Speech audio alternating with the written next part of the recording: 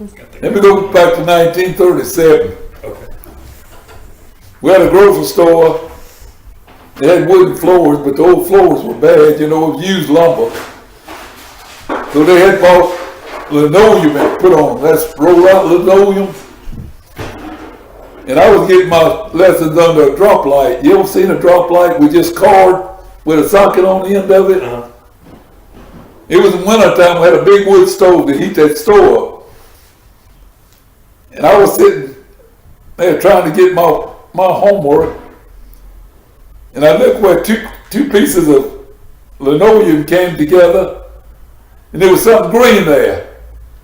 Well, regular double mint chewing gum came in a green wrapper in those days.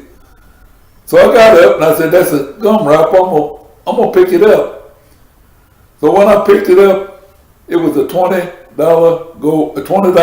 bill. Mm-hmm. And my mother had a tooth pull, and she was in the room behind the grocery store.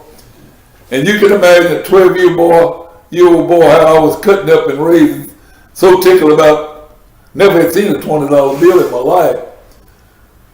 So Mama came out of there, and I said, "I found a $20 bill. I said, I'm gonna buy me a glove out of that." Well, she snatched that $20 bill out of my hand so quick it made your head swim. So I told her it wasn't hers, because if you wanted to kill all the Rinos, they couldn't have showed you $20, all 8 of us.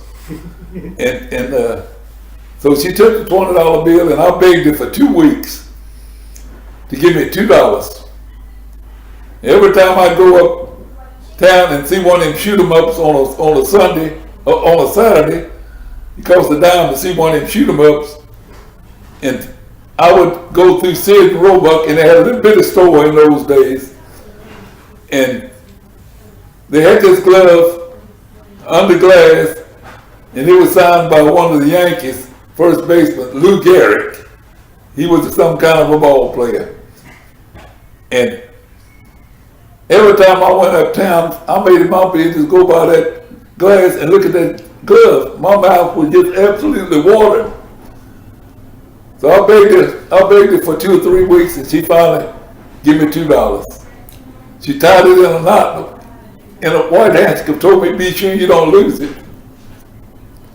So I walked that mile and a quarter to that store, and they had three gloves. They had one for 75 cents, one for $1.25, and this was a display glove. It wasn't out for sale. It was a display glove. But it had $1.98 wrote on it, because nobody was going to spend $1.98 for a ball glove. Not when they could get one for 75 cents. So I walked in there, and I told that man, I said, "Mister," I said, "I'd like to look at that Lou Gehrig glove." He said, "You looking at it now?" I said, "No, sir." I said, I won't buy it." He said, "Son, have you got $1.98? I said, "Yes, sir. I got $2. I said, "I found a $20 bill, and I begged my mama for 2 or 3 weeks to give me $2 to buy the glove, and I'd like to buy it." He said, "Why don't you buy this one for 75 cents, and you'll have $1.25 to spend? That's a lot of money." He said, "We're working here for $9 a week, 6 days." He said, I shook my head and I said, "No." He said, "Well, let me show you this other one for $1.25. I shook my head and said, "No, I want that Lou Gehrig glove." So he got it out, he wrapped it up in paper. There wasn't no tax on it. And they had a thing in some of the stores in that worked off of air, and they put the money in there, and it went up and over on the ceiling, and the cashier was on the mezzanine. You didn't have no money down on the floor. So they said 2 cents back, Teresa.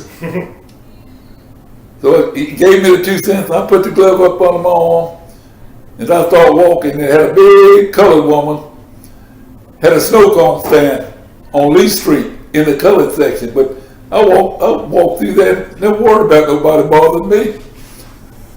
And so I walked up there and I said, "Ma'am, I want a 2-cent sno-ball, snow cone." She said, "Sonny," said, "you know you can't get one flavor with 2 cents. I said, "Yes, ma'am." She said, now, if you had 4 cents, you get 2 flavors. For a nickel, I'll give you 3 flavors.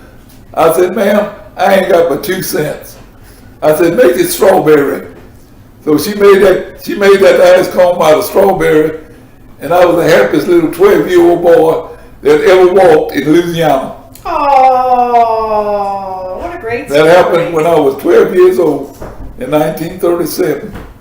And I was the envy of every boy in that neighborhood because it was about 12 or 13 of us boys that grew up together. Most of us were catching by hand. They had one ball and one bat, and one rich boy in the neighborhood his daddy worked on a railroad. He had a glove. Rest of us was catching by hand. I had a straw hat. And I was the envy of every boy in that neighborhood wanting to borrow my glove. Oh. And I let them use it once in a while, but I wished I still had that glove. What happened to it? I left it at my mama's and daddy's when I got married, and evidently got thrown out. Was it actually Lou Gehrig's signature, or it was just printed on there? Huh? Did Lou Gehrig actually sign it? Did Lou Gehrig actually sign the glove, or it was just printed on the glove? No, it was signed by Lou Gehrig. Wow. Wow. You don't tell me what that thing be worth Oh, my today. God. It wasn't printed, it was signed by him. That's an American poem. But I was in for every boy in the neighborhood that wanted to use my glove.